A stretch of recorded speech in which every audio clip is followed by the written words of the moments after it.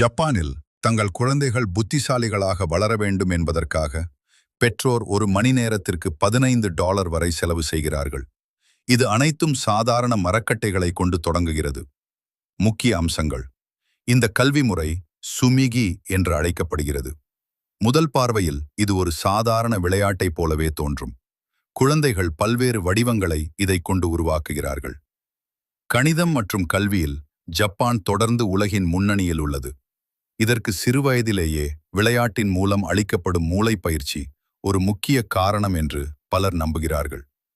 இந்த மரக்கட்டைகள் குழந்தைகளின் இடஞ்சார்ந்த சிந்தனை, தர்க்கம் மற்றும் விரைவாக முடிவெடுக்கும் திறன் ஆகியவற்றை வளர்க்கின்றன.